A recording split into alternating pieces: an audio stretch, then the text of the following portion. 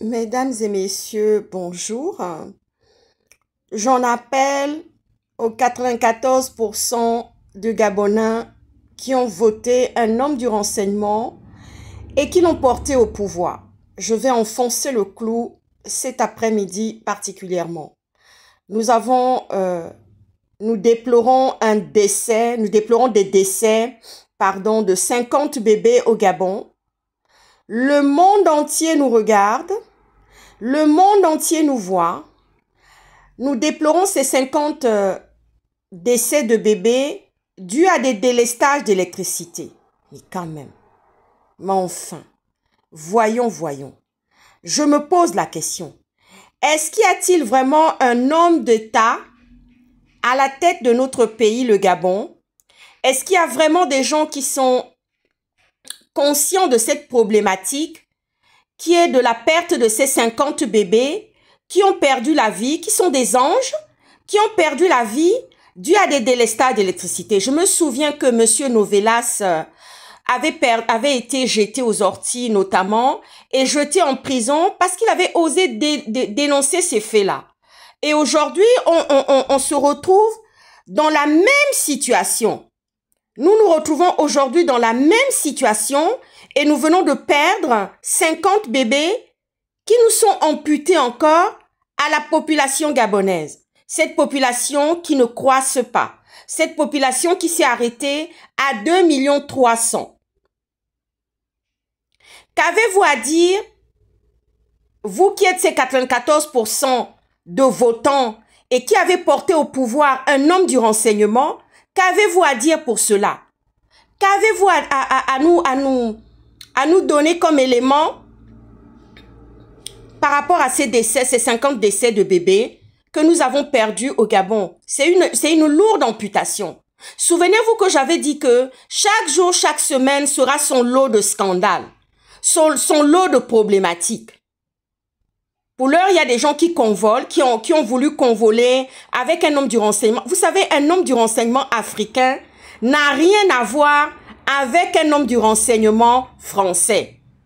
On ne peut même pas comparer les deux. C'est le jour et la nuit. C'est-à-dire, on ne peut pas comparer une femme du renseignement français à une femme du renseignement africain. C'est même pas possible. Ni même un homme du renseignement français, occidental, européen, à celui d'un Africain. Vous avez porté au pouvoir un homme du renseignement. Mais un homme du renseignement qui n'a pas les rouages. On vient de perdre l'île Mbagné. Nous venons de perdre l'île Mbagné. Alors le pays ne va qu'en s'en croissant de scandale en scandale. Et là, c'est 50 bébés que nous venons de perdre. Des anges, c'est-à-dire amputés encore à la population. Cette population qui aurait dû normalement croître. Et ça s'arrête comme ça du jour au lendemain. Et on ne sait pas pourquoi. La vie s'arrête comme ça. La vie de 50 bébés et tous ceux qui étaient sous assistance respiratoire, sous oxygène, ont perdu aussi la vie. Parce qu'il n'y a pas que ces 50 bébés. Parce qu'il y a des choses qu'on nous cache au Gabon. Vous savez, le Gabon est un pays hautement stratégique, secret et mystique. Et ça, on le sait. Ça, on le sait. C'est le seul pays, c'est-à-dire que le Gabon est devenu un pays du tiers-monde.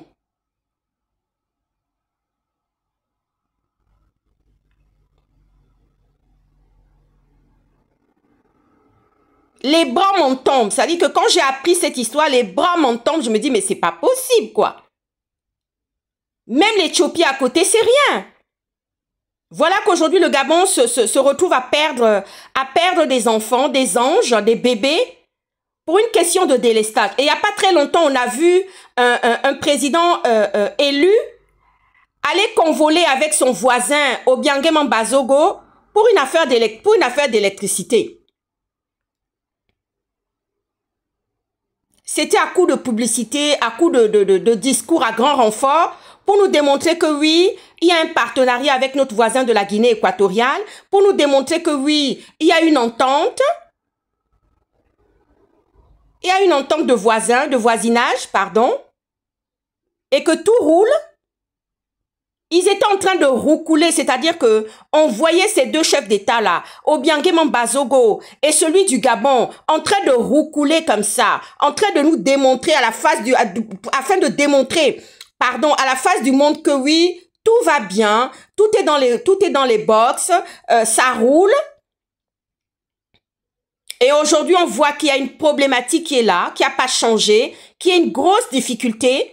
C'est les délestages d'électricité. Il n'y a pas l'eau au robinet. Mais nous avons une population, malheureusement, qui est allée voter à 94% en portant au pouvoir un homme du renseignement qui n'a aucun CV. Aucun CV, je vous le dis. Est-ce que ça, c'est pas la honte du Gabon? Est-ce que ça, c'est vraiment pas la honte du Gabon de se retrouver à perdre 50 bébés? C'est-à-dire, c'est un pays du tiers-monde, quoi. Là où on a l'habitude d'aller faire de l'humanitaire, c'est-à-dire là où j'ai l'habitude d'aller faire de l'humanitaire, c'est ce que je vois. Je ne pensais pas qu'un jour, dans mon pays, le Gabon, on apprendrait que des gens perdent la vie pour des délestages d'électricité. Même quand on va faire de l'humanitaire, nous avons des groupes électrogènes. Nous travaillons avec des groupes électrogènes, c'est-à-dire les humanitaires. Tous ceux qui ont fait de l'humanitaire, comme moi, je l'ai fait. Parce qu'aujourd'hui, j'ai une association qui s'appelle Grain de Talent. Hein? On n'a jamais eu de délestage, ni au bloc opératoire, ni ailleurs. Ni même pour les bébés, pour les naissances que nous devons faire en catastrophe. Jamais.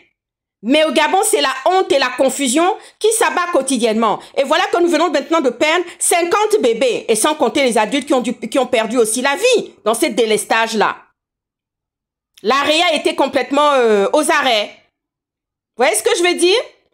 Mais c'est une honte vraiment. Et c'est une honte. Le mot honte même est faible. Mesdames et messieurs, bon, je vous souhaite un très bon après-midi. Je vous dis à très bientôt. À ciao, ciao. Oh là là, c'est vraiment c'est vraiment la honte, quoi. Wow! Oh my God. Anyway.